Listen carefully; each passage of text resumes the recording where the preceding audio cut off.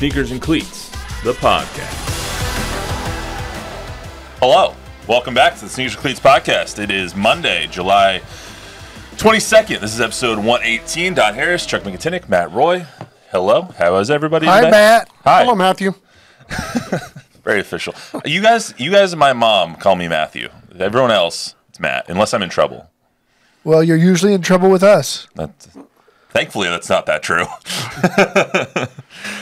You're never in trouble, Matt. You're a rock star. We have a lot going on. I don't know why I put this right here. We have a lot going on today. We got Spurs, more Spurs trade rumors. Another player connected with the Spurs. So we'll talk about Cam Johnson, maybe the acquisition of a three-point threat for the Spurs. They finished up their summer league as well this past weekend. They looked really good, too. 4-1 in the summer league. Ended up only losing to the Sixers on Friday night. So we'll talk about that. Plus, Cowboys training camp. Football's here, fellas. Football is here. They're traveling out.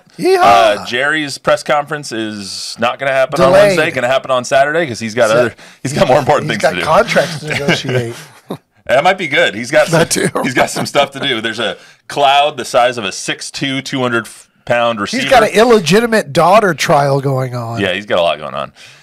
There's a cloud the size of a BB lamb hanging over the Cowboys camp. So we'll talk about all that stuff, the main storylines of Cowboys camp coming up. But first, I want to start with our trivia question. Trivia question is, Chuck, I expect that you'll know some of this. Tom Landry has the 5th most wins as a head coach all time. Can you name the 4 who have more? This includes regular and postseason, and it includes all of the NFL and post-NFL AFL mergers. So this goes back to the 1920s. LeBron James. I'll go with Belichick for one. Well, we're gonna give everyone time to think about it. That's all I got. There's 4 coaches who so have leave more the rest of the playing field open for everybody. More wins than Tom Landry. We'll come back after we talk about the Spurs. We'll do that in just a couple of segments. But the question: Tom Landry has the 5th most wins as a head coach all time. Can you name the 4 who have more? So we'll get to that in a little bit. But first, let's start with the Spurs. So the Spurs are connected to Cam Johnson this week. And what's being dangled and what we kind of floated out there last week, what's been in the media a lot. Okay, how have they been connected? There's been reports that the Spurs are interested. By who? There multiple people in the sports really? media, yes. Okay. So what's being dangled is Keldon Johnson. What you also floated out there last week, what we're all suspecting is that Keldon is the one on the trading block if they're going to acquire another person. Before we get into this, can I just say that last week on this podcast, I said, I got a hunch, just a feeling that the Spurs might be shopping Keldon. Yeah. Okay. That became fodder for the entire internet, picked up by bloggers or whoever. What do they call them? Aggregators? Columnists? Mm-hmm. Aggregators. That Don Harris and Chuck Miketinac say the Spurs are actively shopping Keldon Johnson, which is not true. We don't know that. I didn't know that. I certainly wouldn't report that on television. I said on a podcast I had a hunch that they might be shopping Keldon. That turns into the Spurs are shopping Keldon as a fact. That's why I said by who. How are they connecting this to Cam Johnson? Just because some aggregator says he's heard through the grapevine. So take this with a grain of salt. This is just fun talk. Rumors. The thing I like about this one is just let's look at this on the surface, right? Who's making more money? Cam Johnson. Correct. Who's the better player? Debatable. I don't think so. I think it's Keldon. Okay, we'll just put it this way. Who's the better scorer? Well, he's gotten more minutes on a bad team. He had to score. Yeah, but Cam Johnson, too, he had a good year last year, but he played in fewer games. He's 28 years old. I don't disagree with you. So, again, on the surface, it doesn't make any sense to me unless you're trying to do the player a solid, in this particular case, Keldon, because maybe Keldon views himself as something other than a guy coming off the bench. They're both very... And maybe he can get more playing time. Here. So, again... I don't know what's going on. I echo that sentiment. Thank you. So I don't know. But the spitballing that goes on this time of year, I mean, I'm here for it. It creates general interest in everything, right? It gets us talking. But again, to analyze this at its most basic form, I just don't know that you're getting value for value unless you're trying to do Keldon a solid because he thinks he's a starter and maybe the organization thinks that he's not a starter. Okay, who has the shorter contract? Because the money's similar. They're both 3 years. They both have 3 years left. Okay. So and the only thing that I said last week was I think they might be, shopping Keldon for an equal player with a different skill set, either a backup big or a three-point shooter. Which Cameron Johnson is a better three-point shooter. Right. So if they're really looking for three-point shooting and Keldon really is looking to start, and this is a win-win for both, the money's fairly similar, then I can see it as a possibility. But I think Chuck's right that Keldon's probably the better player. If they're just looking for raw, talented players, I don't know if they're getting the better player if they trade for Cam Johnson. One Johnson for the other. I mean, if you're just looking for raw, talented players, like I printed, Javier, can you pull this up real quick? I put this on Spurs reference, Basketball Reference. So you can look at the statistics right there. Keldon is the leading scorer. He leads in rebounds. He leads in assists. He basically has the same steals and blocks. He has a better field goal percentage. The only thing that Cam is better at is three-point shooting and free throw shooting. That's the only thing. But even if you look at their player efficiency ratings, Cam Johnson is a less efficient player than Keldon Johnson. He also is less durable than Keldon Johnson. Keldon has played in 69, 75, 63, 69 games. Cam has played in the most 66 games in one season, and that was, I think it was a couple of years ago. He played in 58 last year. He was injured. He's injured every single year. So if you look at things just person for person, I don't even think, unless you're doing Keldon a solid, unless you're being like, okay, you're going to go get more playing time somewhere else. We don't have that for you here because now we have Harrison Barnes. Now we have all of these guys who are in front of you. We're going to do you a favor and trade you somewhere else where you can play more minutes. But I don't understand from a Spurs standpoint, unless you're doing that, this trade wouldn't make any sense. Unless it's exactly player for player, you're trading one for the other. And from the beginning, when I discredited the source, I think some basketball blogger threw this out there with the idea that the Spurs might want to give up Keldon and then require 2 Spurs draft picks instead of the other way around. Like I could see the Spurs wanting to do this if they could pick up one of those Knicks picks. Didn't Brooklyn get a ton of picks in that Knicks trade? Yeah, they got like 7. So they got picks to give away. So if the Spurs could do it, pick up Cam Johnson and a pick, okay, I can see the Spurs wanting to do that. But the Nets will never do that because they're in full rebuild mode. They're trying to offload Cam Johnson because they see him as valuable. So why would the Spurs trade a player that is better than Cam Johnson and a pick for a player that they think is worse? And also, why would the Nets trade for a player that they might think is better, but why would they trade a pick when they're in full rebuild mode? Neither side makes sense, and I'm not saying it does. Like bringing this up, I'm not saying that it makes sense at all, but both things just don't gel unless they're trying to just help Keldon. Hey, so if I read all three of you guys right, this would not make the Spurs a better team. A straight-up trade between these two would not make the Spurs a better team. It depends. I mean, that's like Don said, if you get draft picks. It might make them a better team from the three-point shooting standpoint, too. Because if that's just what they're trying to add, but I thought they should have gone for I mean, if you're talking player for player, but also I don't think it is. But he's also $7 million or $4 million more expensive, depending on which year of the contracts you're looking at. It's not shorter. He's 4 years older, so he's going to be older in. He's going to be 31 by the time the deal's over. He's not on an expiring contract. No, it's just I don't know if it matches up with the timeline they want. It's just a lot of it doesn't make sense. Plus, Keldon brings a lot of intangibles that Cam Johnson might not bring. He's kind of the emotional leader of this team, or he has been for the last couple of years, even though he bit somebody. Like, he didn't need to do that, but it was an accident, obviously. Hey, and Carsick Colin has a comment in here talking about the dumb number 3 jersey fake controversy. Is there any kind of controversy? Not yet. Keldon's going to... Okay. Not yet. I think Keldon's going to give up number 3, but... He has to. Yeah, right? He's not CP. He's CP3. He has to be number 3. Like, There's no controversy there, in my opinion. Unless maybe that's why they trade Keldon. Yeah. Right? I think he refused to give up his number, so they're going to trade him and get less value. Yeah. Grand scheme of things, Keldon, if they're going to trade somebody, and your guys' overarching point last week was I said that they were probably done building. You guys both think that they're not done building, which I think is fair. They might have another move or two up their sleeve, but it has to be a move that makes sense. This move, unless you're trying to help Keldon, does not make sense. And we all agree. That's just the brass I think tacks. so too. Plus the internet police in all this, right, said there were multiple teams in on the Cam Johnson game. So let them get him. Of course they're going to throw the Spurs in that mix. This is what you do to create interest in a lot of markets, and probably has some modicum of truth to it that agents will call somebody and say, hey, I'm hearing this or whatever.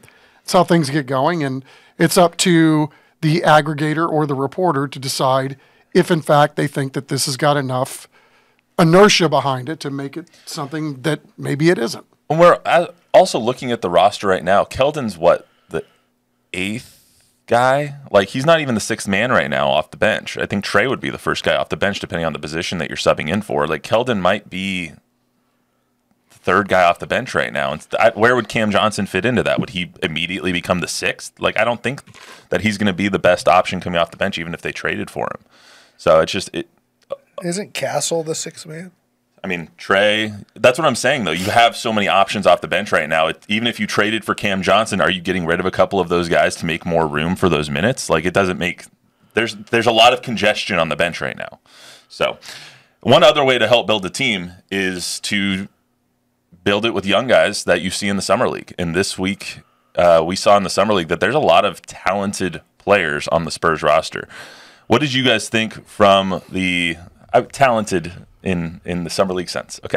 Yeah. Okay. There's a lot of guys that can play very good basketball and there's a lot of guys that can play pick up AAU slop ball. Okay, but there's some guys. Riley Minix performed extremely well. Agreed. Jameer Bouye performed extremely well. Agreed. CD Sissoko, I thought, did pretty well as well, showing what he liked. So that's why I want to ask, what is your guys' main takeaways from the 5 games they played in Vegas? And also you can kind of couple that with the Sacramento, California League that they played as well.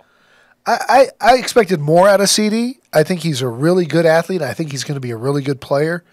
And I didn't see as much of that. I was blown away by the maturity of Castle. And I think they were too. I think that's why they cut it short. Other than the wrist thing, yeah.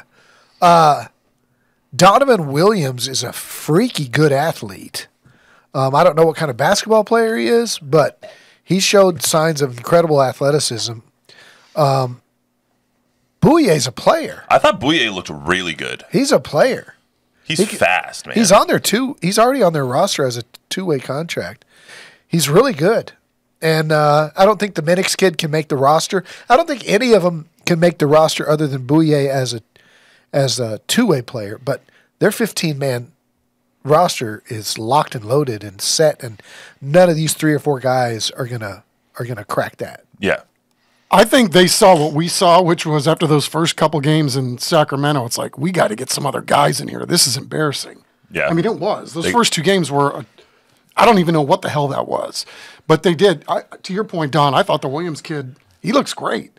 That was one of the guys that they brought in before they went to Vegas. The Minix kid, although he appears like he's got heavy feet, looks like he knows how to play basketball, right? He's crafty. He works well in confined areas. He caught my eye too, but other than that, the fall can't get here soon enough. We saw a lot. We've seen a lot of this, right, over the course of time, where a Minix becomes a Drew Eubanks. Mm-hmm. When we first saw Drew Eubanks in the summer league, we didn't expect him to make a roster. A couple years later, he makes a roster. Then he makes another team's roster. Then he plays valuable minutes for another team. So I'm not saying this Minix kid isn't an NBA player down the road. I just don't think he's a Spur this year. Not to be confused with our guy Jason Minix. No relation. Correct. Well, that we know of. Not that we know of. Yes. Yeah, he hasn't told me anything at least. Me neither. I thought that the one guy that really popped off the screen was Bouye. Bouye, he performed extremely well. I don't know if there's a roster spot for him this year. He's probably going to spend some more time in Austin, maybe get a little cameo at the end of the season, midway through the season. If he did that last year. And if they have some injuries, he could definitely come up. He seems like that 16th, 17th guy on a roster instead of a 15-man. But he's an extremely interesting talent, I would just say, because of the skill set that he has. He's extremely quick. He played good defense. He has good court vision. He can score too. I mean, he's a very good quick scorer. Do you think that CD showed enough to make this roster and place good minutes this season? Yeah, of course. He's going to be in the rotation. He'll probably be the 8th guy. But CD, Pop loves him. Pop really does love him. I keep going back to that sound that we had last week when Pop was just waxing rhapsodic about CD, and it was incredible to hear what he thinks of him. Well, his physical, when you see the kid in person up close, the physical frame that he has and the motor that he has, he just needs time. He just needs time and minutes. He's going to be a player. Hey, Colin disagrees in the comments. He says CD was really bad. Defense was exceptional, but he has no clue how to play in the half court at all. He's learning. Yeah, that's right. Yeah. And he's young. He's learning, but he has really good court vision. You see he sees the floor very, very well for somebody who's only in their second year. Even Pop acknowledges he has to improve his shot significantly. His body's way ahead of his head. Yeah. He's just he's a freaky good athlete. He's kind of like Jeremy. Like he's not the best basketball IQ wise, but he has all the tools to get there. And basketball IQ is something you can teach. However, court vision and sense of awareness on the court seems to be kind of intrinsic in nature, and CD definitely has that. Bob, anything else before we move on? No, we're ready. All right. Let's go to the trivia answer. All right. Everyone hopefully got their answers in. Tom Landry has the 5th most wins as the head coach all time. Can you name the 4 who have more? We're going to go with together. Chuck and I are a team on this. All right. We're going to go with I'm going to need hints. One at a time. We're going to go with Belichick. We'll do Belichick for sure. All right. I'm going to go. Belichick's right. I'm going to say Shula. Good one. Going with Shula? Yeah. So we need 2 more. I'm going to go with Andy Reid. That's a good one, dude. Nice. Well played. Locking it in? Yeah. Andy Reid? Is there that? Oh. Andy Reid has 284. So what does that mean? So he is 4th. Okay. Right now you have 1, 2, and 4. You're missing number 3. That old Bears coach? Lombardi or Hallis? Couldn't be Lombardi. I don't think he coached long enough. What about you want to contribute? What about Chuck Knoll? What about Curly Lambeau? Hold on, Bob has an idea. It's Hallis, but I don't remember his first name. George. Yeah, S. I'm sure it's him. You're sure it's Hallis? Who? We got any other guesses in the comments here? I'm gonna go off this. I'm gonna push Bob to the side, although that's a good guess. And I'm gonna go pretty confidently with Chuck Knoll. Is it just because Chuck's here? Yeah, it could be. Are you saying no? In the comments, we got... No, I'm saying I honestly don't know. Sorry, Go ahead. Go ahead. No. In the comments, we got Colin saying Bill B. and Shula for sure. Yeah, those are 1, 2. Bill has 333. Shula has 347. Anyone else? So we're going with Chuck Knoll. That's your guess? All right, I'll go with Chuck Knoll too. You have a different guess? It's Knoll, Hallis, or Lombardi. Do we have Hallis on there? You haven't guessed Hallis yet. All right, well, I'll say Hallis then as the contrarian. I'm going with Knoll. And Bob's going with Hallis as well, right? Yeah. All right. Knoll is incorrect. Damn it. Chuck Knoll is... Oh, phone just closed. Chuck Knoll is 8th. But George Hallis is correct. George Hallis is number 3 with... Cyber Bob got that. Cyber Bob for the win. He's sitting in front of the computer, anytime though. you pick anything to do with the Steelers, it's George Hallis has 324. So it's Shula, then Belichick, then Hallis, then Andy Reid, then Tom Landry. These are regular season and postseason wins. So Andy Reid, 284. He could coach for another 5 years and end up winning all this stuff. Yeah. So Curly Lambeau is 6th. Paul Brown is 7th.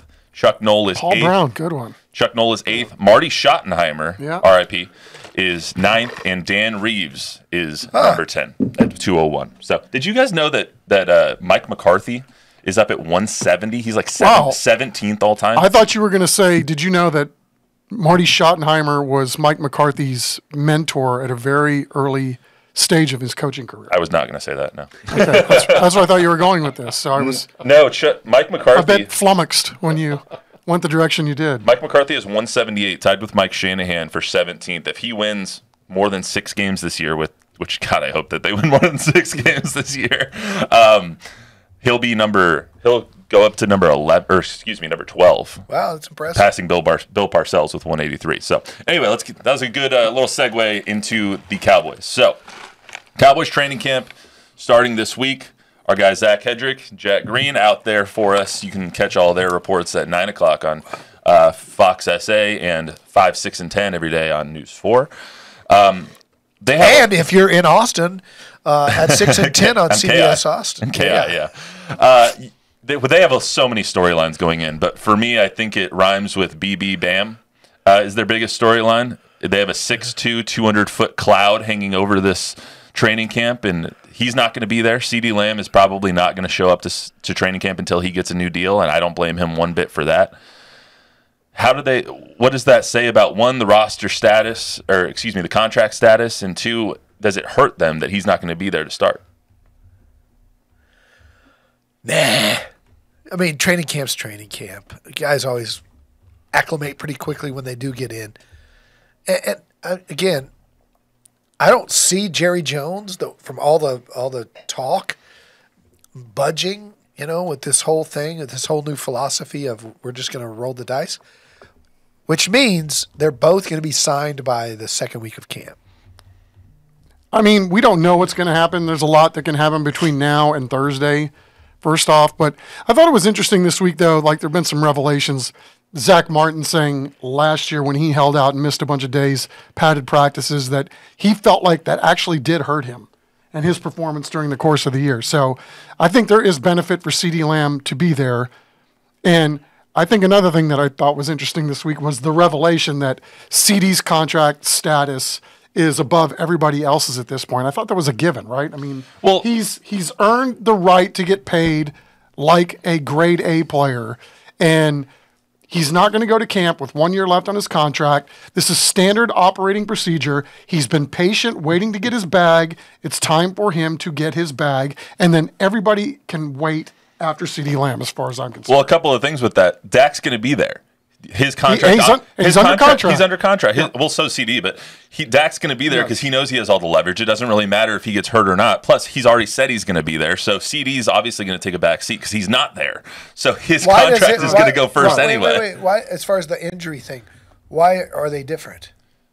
Because Dak has all the leverage no matter what. Leverage doesn't get you insurance. He's going to get paid regardless. If he tears his ACL in training camp, he'll still get paid. CD is different. He'll get paid by the Cowboys. They'll take care of him no matter what. Dak? Yes, because even if he gets hurt, they still have a $40 million dead cap next year. He has them bent over a barrel no matter what. Okay. He does. You're right.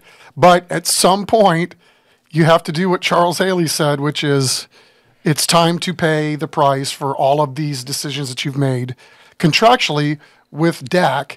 And it will be fascinating to see because there are a million reasons for them to be incentivized to extend Dak, right? Specifically what you said about the dead cap money. However, at some point, you have to move on and realize that you're going to have to flip the script on some of this stuff. Right? And look at how quickly they turn things around. Yeah. But look how quickly now they are back in the same kind of situation the Cowboys are in. Because now Jordan Love says he's not coming to camp without a new deal. This is how the game is played. Chuck, to your point, though, about Jerry and how these contracts usually work. When it was you and I on the podcast last year, when Zach Martin was holding out, and we were all like, oh, what's going to happen? Is he going to hold out into the season? We've seen it before. Emmitt Smith was paid. Zach Martin was paid. Miles Austin was paid. Yes, you can go right down the list of every single person that Jerry has caved on. And he's going to cave on CeeDee Lamb as well, whether it's the first week of training camp, whether it's the third week of training camp. But does he cave on both? Right. So that's fair. He's going to give Dak and CeeDee both a contract. I think I think to Don's point, like CD has earned the right to get paid like the rest of those guys at this point. Dak has already been paid like that. So the question becomes, will Jerry give him another huge bag like that? I don't know. I really don't know at this point. I don't know either. With CD not being there, though, it opens up a lot of opportunity. One of the huge questions coming into this training camp is who the hell else do they have on the offense? You have Brandon Cooks, you have CD Lamb, question mark. So what opportunity in training camp does this now give to a Jalen Tolbert, a Cavante Turpin, any of those guys? There's a third guy, Proctor. Is it who's the guy that starts with a P? Chuck, what does the opportunity look like with CD Lamb sitting out, giving those opportunities to the younger guys now to find out who that 3 receiver is, because Michael Gallup's not there anymore taking up time? Right. Well, that's because Jalen Tolbert made a huge leap between year 1 and year 2. That's why Gallup isn't there any longer. And, again, I know I was really hard on Cavante Turpin, especially early. It's like there's no doubting his athleticism. And he, too, has made incremental leaps, and you can tell that they like him.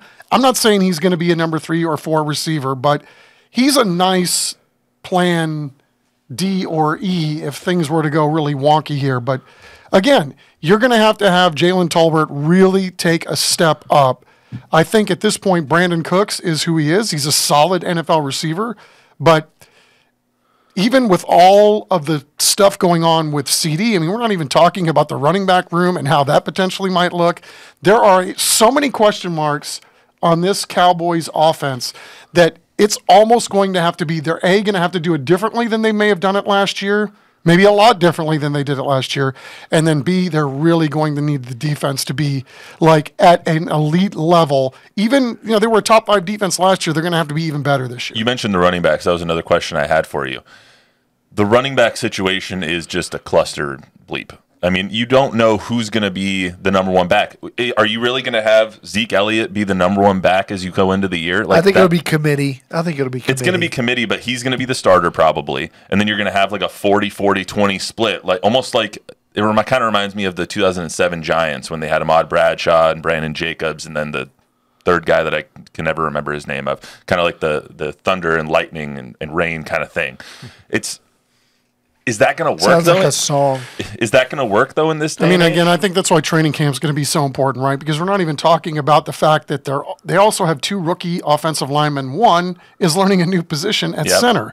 So you had Beebe and Guyton in this mix, and it kind of reminds me of where the Texans were last year at this time, which was there are too many question marks that you could see going the other way for the Texans to succeed, but yet the Texans answered every single question mark and then overcame all those injuries to do what they did. So, again, we'll just be keeping an eye on it and see how things develop. But this feels a lot like the Texans did last year at this time. Did you find who you were looking for? Yeah, I think it was the Crooms. Crooms. All right. Corey now Crooms. that we've moved on from receivers. Yes. But I'm fascinated because the Cowboys have a receiver on their roster named Cam Johnson. That's who we should have talked about earlier. Right. Well, that's who Keldon can't fit him under the cap either. Yep. Talking about the other major storyline to me, Chuck and Don, and I think that we talked about this a lot when we were going through OTAs and stuff, is the young guys. DeMarvion Overshown. Yep. Oso Odigizua, Mozzie Smith, Sam Williams, Tyler Smith, Tyler Guyton, Cooper Beebe. You have so many guys, so many people trying to fill in holes of veterans that have left now. The only way that the Cowboys win 12 games, the only way that they make the playoffs is if half to 3/4 of these young guys make a leap. That's fair. And I just don't know if you can rely on so many young, inexperienced players coming from sitting in a city right now that just saw the Spurs rely on so many young players, inexperienced players, and go 22-60. I just don't know if that's possible. I think this is a little different in that I think, I hate to keep reverting back to the Packers, but how quickly they flipped it. That was the youngest team the NFL had seen in 6 years, and they're going to be even younger this year. So, how much wisdom is there is having a bunch of guys with bloated contracts and all you have to do is look at the Packers and see a bunch of no-names, and, you've been really crafty with how you've drafted, and you got a lot of guys to step up, and you got a lot of guys to step up fast. I mean, the first 8 weeks of the season, nobody's talking about the Packers making any kind of playoff run. I mean, that looked like the worst team in football, the way they were running their offense. And then they flipped it, and then the next thing you know, they got hot. So, I mean, I think that's part of the reason why the Cowboys pivoted, because they got all that shoved in their face in that playoff game. These punk little kids came into our place and whipped our you-know-whats, and, well, look how they're doing business. They don't have an overbloated contract here, there, anywhere, or all these guys that, quote-unquote, have skins on the wall. And so now the pressure's on McCarthy on a one-year deal to do it and prove it. Same thing with Dak. Do it or prove it. Or we're going to do changes and flip this thing. Because the Packers have shown you can do it in a relatively short period of time. I've been saying it for 2 years, too. Baker Mayfield going to Tampa, you don't have to have a $40 million quarterback. You don't have to have he's won 60. So he's going to make 60 no matter where he goes. He's going to probably make 55 That's insane. to 60. It's just insane. Last thing about Cowboys training camp, the other question I have is there's no Stephon Gilmore, and he was one of the big pickups last year. They still might sign him in free agency. You don't know if he's going to be there or not once they see and evaluate the talent that they do have. But now you might have a full year of Trayvon Diggs across from Deron Bland. Yep. How does that help this defense that relies so heavily on turnover margin and on forcing mistakes, on Micah and DeMarcus Lawrence getting after the quarterback and relying on those guys on the back end to pick it off? Is that going to be a benefit for these guys? And how does that DB room kind of shape up is another question that I have when you're losing that veteran presence of Stephon Gilmore. I don't know if it matters that much if you can't stop the run. And that's their biggest issue, is getting Micah to see himself as more than pass rushing sack king.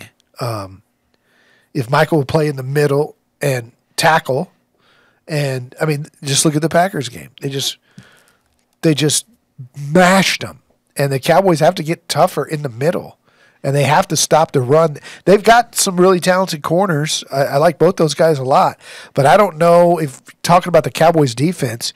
To me, it all starts and stops with, can they give up less than 3 yards on a carry? Yeah. And I think their DB room is pretty good shape. I mean, their safeties are probably a little undersized compared to where you would like them, in terms of physical stature on the back end. But, let's not forget the re-emergence of Jordan Lewis. That's one of my favorite stories. That guy had a Liz Frank injury that by some people's accounts was the worst they'd ever seen. That basically is your foot broken in half, right?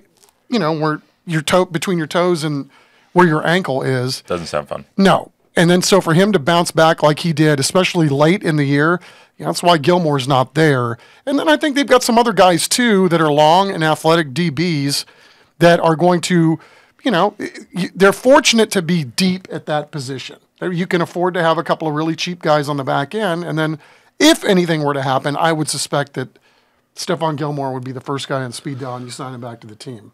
Kind of on the invisible taxi squad. I've always been a fan of Liz Frank, one of my favorite authors. Anyway. That was actually pretty good. To your point about the... I think Chuck dated Liz Frank once. I don't know how to recover from that. I think we're just going to move on. Yes. Hey, one question from the live stream from David Wickersham. Going back to the holding out stuff. He asked what you guys think. Do you feel players should play their last year of the contract before they have a right to talk about a new contract? Depends on where they are in the deal. If it's a rookie deal, you're going into your 5th year option, no. Because you need the bag. You want to get the bag before you play that 5th year. Yeah, I think in football, for me, it's you have to do it this way because they're non-guaranteed contracts for the most part. But the other sports, I'm with whoever had that brilliant idea. These contracts don't mean squat. You sign them, and then, the player doesn't like them. The team doesn't like how you performed against the contract. It's all a big joke. That's what a lot of fans, I'm not saying David doesn't understand, but a lot of fans don't understand. In the NFL, you get paid per game. You get a check on Monday after you play on Sunday, and you are not guaranteed another check. Now, You get your money up front in signing bonuses. But if Stephon Castle or Wemby gets hurt in year one of a 4-year deal, they get all that money. Every cent. Every cent. If you get hurt in the NFL, see you later, and you've got what you've gotten so far. Yeah, like if CeeDee Lamb, Deshaun Watson. So we don't need to talk about your crappy quarterback. So if CeeDee Lamb, for example, came to training camp and got hurt the first day, tore his ACL, career-ending injury, he wouldn't make another cent. Like he would get what he's owed this year, the guaranteed money this year, and then he'd be done. So for things like that, like Dak, I think that Dak should play the last year of his deal because his situation is immensely different than CD's. But in the NFL, when players hold out, it's just because they're looking out for themselves. And there's in the NFL, there's really not that big of an issue with that because of the guarantee deals and the way they're structured. CD is playing under a rookie contract, and I think most would agree he has outperformed big time his rookie contract. He had 135 catches last year, 1,792 yards, and I think it was 13 touchdowns. He is the at least top 5 receiver in the NFL, and he's being paid like a kicker. Yeah, exactly. Not a kicker. I mean, his 5th-year option's pretty good. He's a guy you want on your team for more than just catching footballs, too. Yep. So the question he's earned it. The question is, he's the best player on their team if it's not Parsons. Agree. He's the first or second best player on the team. Bob, anything else? We're good. All right. When we come back on Thursday, we're going to have a lot of stuff to talk about, especially Cowboys. We're coming back on Thursday? Sadly, yeah. So soon? Unfortunately. We're going to have so much stuff to talk about. It's going to be so much fun. I'm not even going to mention Cam Johnson. I can't promise that. Which one? The Cowboys I was going to say, I don't know which one I'm going to mention. I'm going to get one of them in there, though. That's all we got for today on the Sneakers and Cleats podcast. Remember to download, rate, review, subscribe, give us a 5-star rating, tell a friend, tell an enemy. We'll be back on Thursday. We have AAC Media Day tomorrow. We'll talk a little bit of UTSA. We're going to talk Cowboys and Houston Texans training camp. We'll probably steer away from Spurs here in the next couple of months because it's the quiet time. Yes. So that's all we got for you today. Everyone, see you on Thursday. Piece of fish grease. I think we ought to add to the beginning of the show, since we're not doing the numbers game, what you're listening to.